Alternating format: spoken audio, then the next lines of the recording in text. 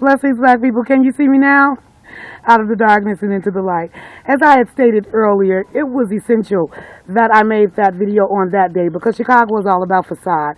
And they would have sent the media out and it appeared on the news as if they cared, when truly no one was out on that day. What's essential about Derrion Albert's week is that Derrion Albert, if you remember, is the murder that taken place in Chicago streets that created millions of dollars that is allowing many of you to eat through the Safe Passage program that I created.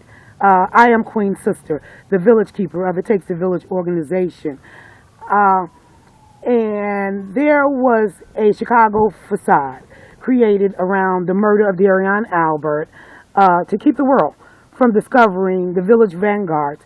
100 people in the Rosen community that I brought together from all 4 points that were on post and in place to prevent such a thing from happening. We did not post them on the corners where this incident had taken place simply because there was a $36,000 camera that the taxpayers paid for.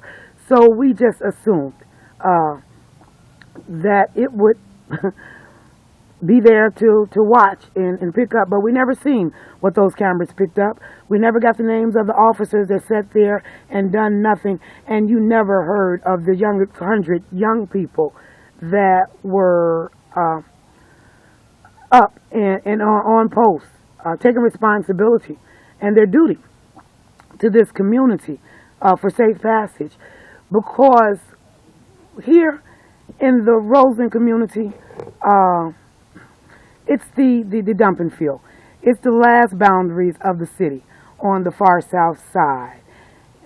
And, you know, throughout this piece, and the reason for this piece, and to bring this to your attention, is because I'm gonna bring to your attention several black faces in high places that are participants in several of the Chicago facades, and the depth of corruption and the length that they go through to cover it up. So Chicago is known to set the tone for the nation. If it's not happening in your town now, people know that it's coming soon. Now, I created the Village Panacea and the Safe Passage program, the Village Safe Passage, and the Village Cultural Connection were components of the Village Panacea because we were hurting and in need of healing because we had not yet recovered from the Rosen rapists and the black women that we were finding naked, the bodies in abandoned buildings. And doing the research, I discovered that here in my community, the 34th Ward, Rosen community, we had 384 sex offenders. And on several blocks, there were shelters that were able to house as many as 15 to 25 gentlemen. Some blocks, there were 2 shelters. And the girls, boys, and women did not stand a chance. Also, when addressing the issue of this homicide epidemic, we discovered, and you will discover here on the tracker, that this is not a rainbow of blood out here, people. This is a flood of black blood. However, there is 4 races of people in this city in reference to class. There's Asians, black, whites, and you will see in small print there that Hispanic is included with the whites. However, when we go in the total column, the playing field is truly outnumbered. There is only 14 Asian victims of homicide in Chicago, 123 unknown. I don't know what that means. 808 white with Hispanics included, and 2,686 blacks people. We have an issue. And I knew that something needed to change. Uh, and change without improvements only defeats the purpose. So the panacea was created. However, uh, the Monday after the murder of this baby Derrion Albert, the city of Chicago, Chicago Public Schools Board of Education, Ceasefire Organization, and several other organizations and officials and legislators collaborated uh,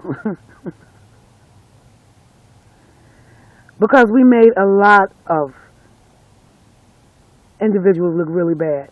They were collecting millions of dollars and not getting the job done. And we were able to not only do the job and get it done, but with a very little limited amount of funds. Now, what's truly essential is that 2 weeks later, Eric Holder, the head of the Department of Justice, and Arnie Duncan, the Secretary of the United States Department of Education, arrived in Chicago, only to violate the rights of the Village Vanguards. Eric Holder violated the Village Vanguards Title VII, civil rights, and our human rights. People, we have a right to life, liberty, and the pursuit of happiness. And we have a right to defend ourselves. This SOS is not a test. And you see us dying on the news every day. That's why I'm here. Because it takes a village to support a village. And you don't have to live in my city to support my cause. It takes a village to support a village. Now, my young people are now, some of them responsible for lives other than their own. They're planting seeds and picking crops. A few of them have made their transition. A few of them are wrongfully incarcerated due to the stress and the pressures of the world that has been placed on their shoulders, and due to the tension, need I mention, by those of you that are in charge and responsible. My young people have yet to be paid. Now, Eric Holder is not going to investigate Eric Holder. So his resignation was timely, fashionable. But however, he have allocated $124 million to community policing and public safety. And there is no reason why out of $124 million that my organization, the citizens of the city, the members, the Village Vanguards, cannot receive their pay and be made whole. They're in need of a healing remedy, people. And it wouldn't hurt so much if the stakes wasn't so high. But the freedom and the life stakes, people, and they are not to be played with. You know, and it's sad because we're dealing with the anti-violence initiative. This is a black blood slush fund of the governor's, $93 million that was allocated for anti-violence, and 54 million cannot be accounted for. This is just a sample of the waste, fraud, and abuse of public dollars, federal funds that takes place in this city. So when you sit back wanting to know, well, what's really going on in Chicago, this is what's going on.